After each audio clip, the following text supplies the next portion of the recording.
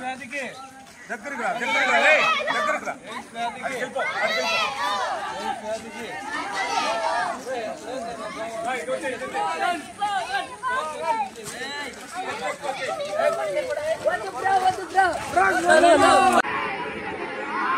మాకు ఎన్ఎస్ఎస్ వాలంటీర్లుగా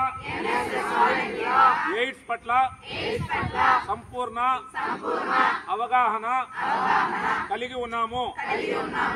మాకు తెలిసిన ఎయిడ్స్ పట్ల అవగాహనను ప్రజలందరికీ తెలియజేసి ఎయిడ్స్ పట్ల చైతన్యం చేసి ఎయిడ్స్ లేని భారతదేశాన్ని